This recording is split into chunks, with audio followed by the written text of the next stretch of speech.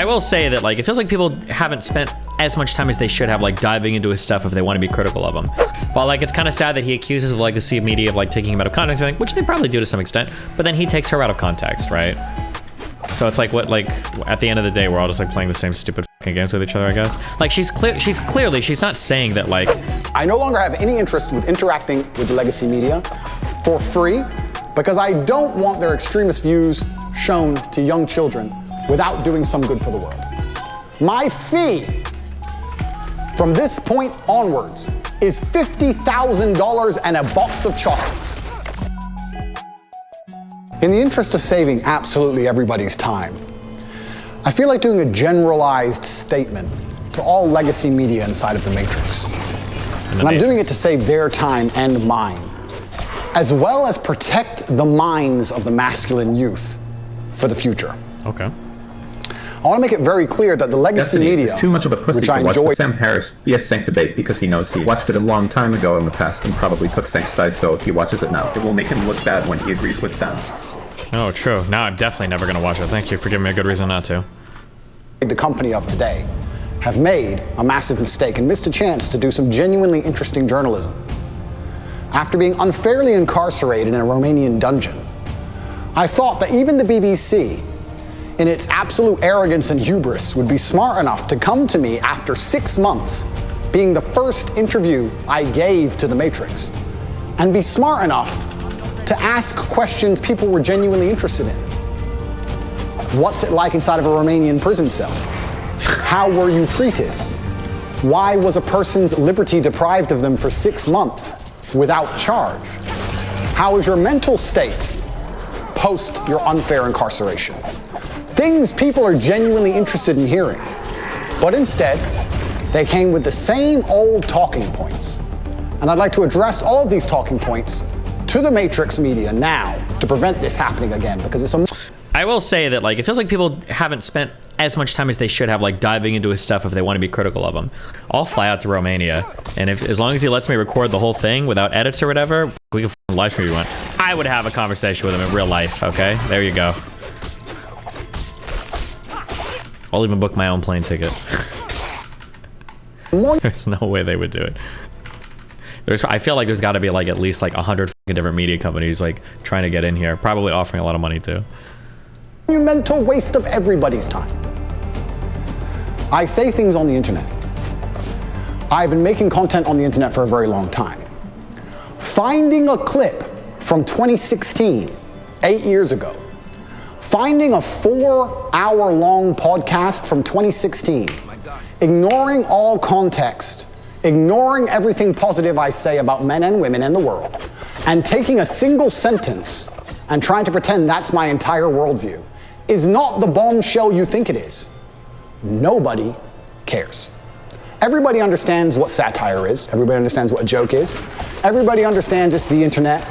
Everybody understands all of these things. I wish. Plus, the people who know the truth of my message are very capable of understanding what is satirical and what is true. People are not as stupid as you'd like them to be. Sitting down with me and missing the chance to have a genuinely interesting interview with genuinely interesting questions that people are interested in hearing the answers to, and instead attempting this attack to get this bombshell aha moment is never going to work. Because one, I'm too smart for all of you. And two, nobody cares. Nobody cares I made a joke 8 years ago because everybody knows I was joking. And everybody knows the truth of my message. So you're wasting absolutely everybody's time.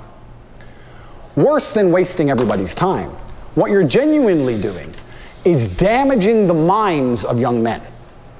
And I think I have a responsibility as one of the most influential men on the planet, and everybody knows the truth of my message. So you're wasting absolutely everybody's time. Worse than wasting everybody's time, what you're genuinely doing is damaging the minds of young men. And I think I have a responsibility as one of the most influential men on the planet to protect the minds of young men and all of the men who look up to me. Nobody, no young man below the age of 30 has any interest in what the BBC or the legacy media say. They don't care and they don't watch it, unless I appear on there. So when I sit across from a reporter who says that having a nice car makes you a misogynist, it's disingenuous. You And also, financial success correct. with a Bugatti and a cigar, but it comes with a side order of misogyny. How does having a Bugatti and a cigar come with misogyny? Because it's all mixed together in what you teach. I find that to be extremely dangerous. So like, it's kind of sad. I mean, it's not like I've got high expectations for f***ing Andrew Tate, I guess. But like, it's kind of sad that he accuses the legacy media of like taking him out of context, which they probably do to some extent. But then he takes her out of context, right? So it's like, what, like, at the end of the day, we're all just like playing the same stupid f***ing games with each other, I guess. Like, she's not saying that like a Bugatti makes you misogynistic. She's saying that the image of financial success that he sells, like, also seems to carry with it like a lot of misogyny. Which I think is pretty obvious. That's not even like a hard thing to understand what she's saying there. Rhetoric. I find that to be extremist rhetoric. And I think it's very dangerous for young men to think if they work hard for something in their lives, if they dedicate themselves and they're diligent and hardworking and they try hard, that they'll be a bad person. I hate the idea of a world where a man who dedicates himself to excellence so he can enjoy the finer things in life is criticized and ostracized and called horrible names purely because he's been a hard-working male. And I don't like young men hearing these extremist ideas, and they're only going to hear these extremist ideas if they watch the BBC, which is an extremist organization, and they're only going to watch the BBC if I talk to the BBC. So I feel like now that these people have proved themselves to be extremist and very damaging to the minds of young men, I have an obligation to not interact with them very much, because I don't want them spreading their extremist propaganda. We have a men's mental health crisis. Young men are disenfranchised. The suicide rate amongst men is much higher than women, and everybody pretends to care.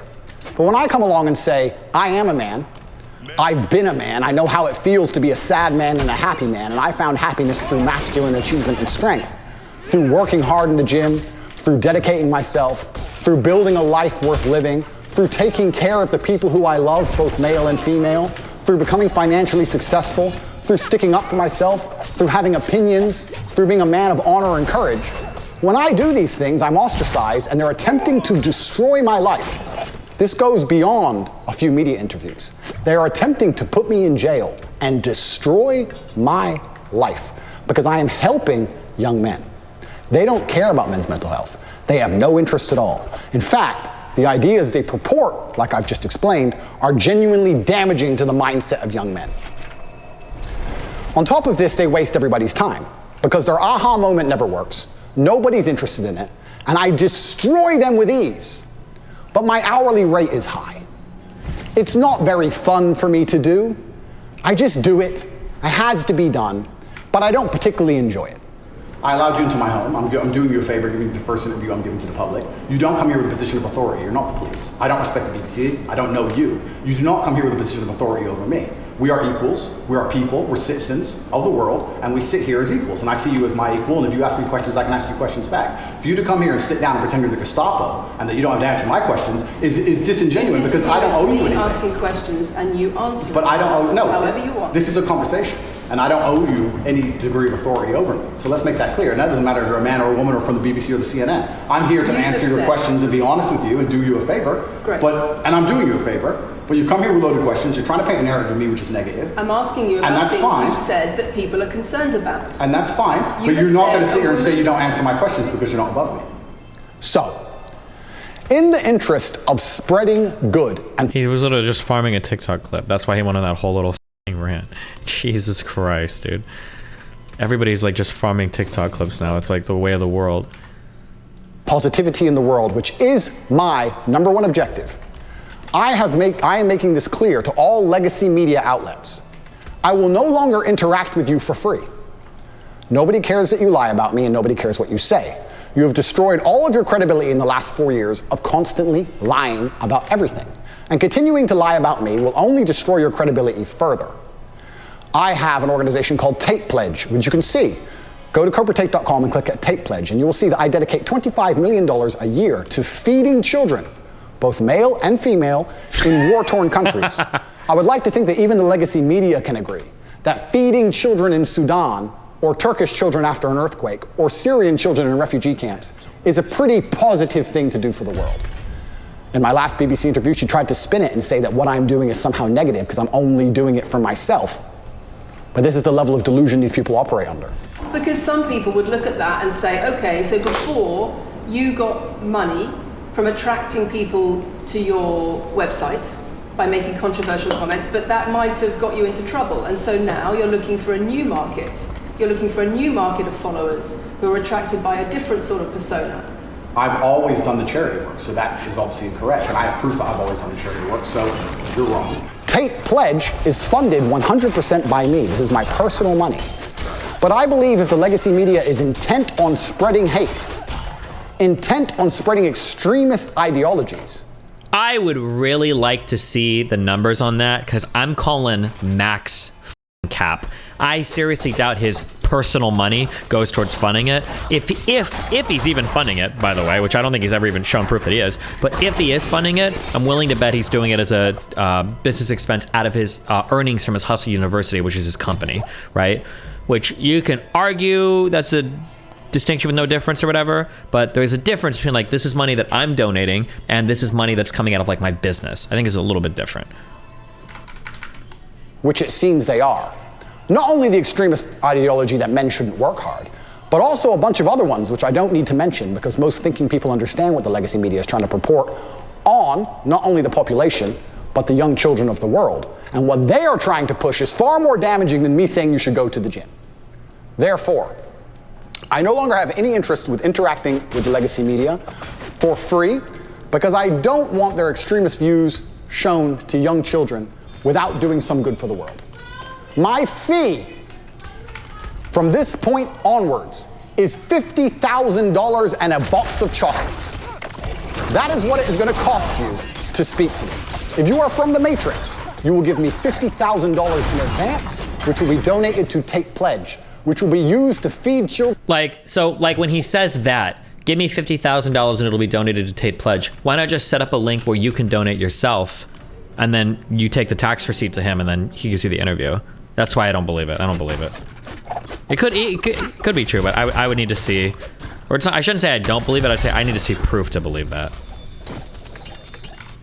Children in war-torn countries. And you will also bring a box of chocolates to my gate, which I will ingest as I listen to your Matrix propaganda and destroy you.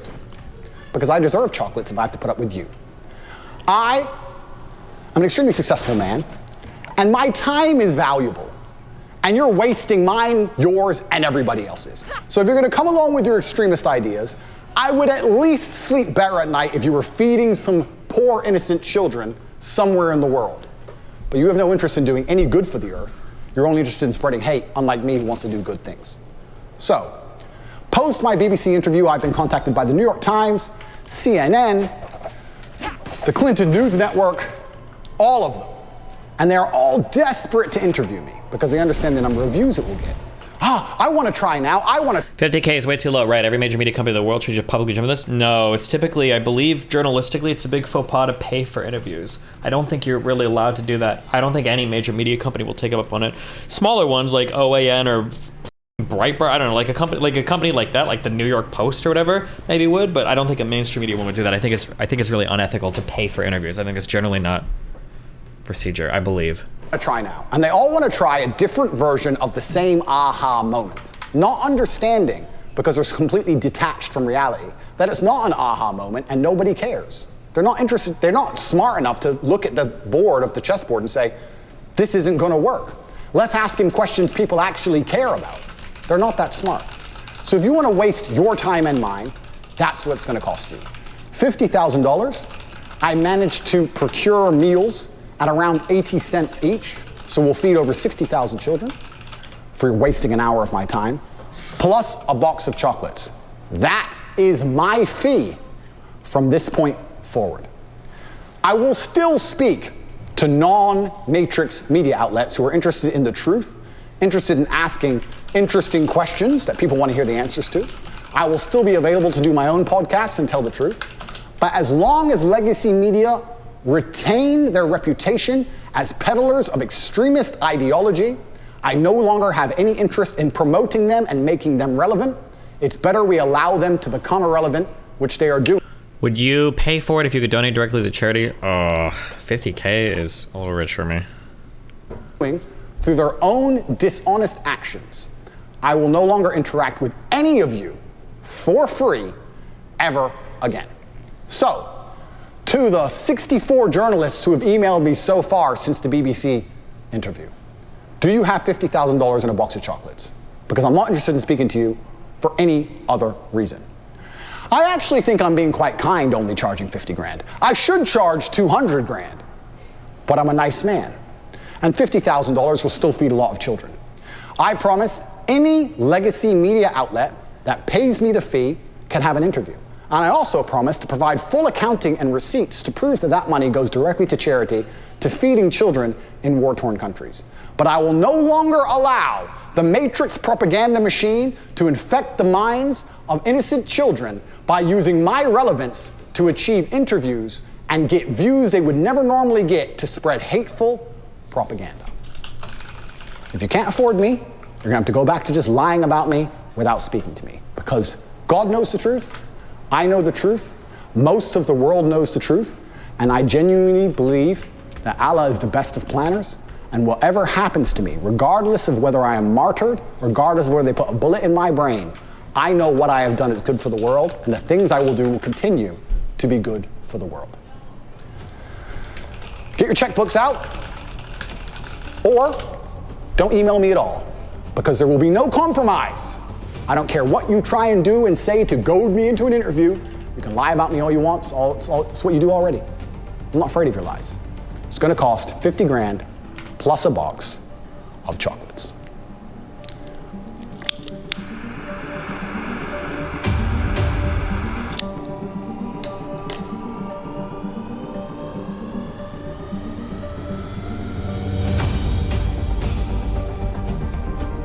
ISIS are the real Muslims because ISIS do exactly what the book says. Kill everyone who's not a Muslim and chop people's heads off and set them on fire and be fucking raging lunatics. But all the other Muslims go, they're not real Muslims because I read the book and ignore those parts. Well, then you're not fucking Muslim because you're ignoring the fucking book.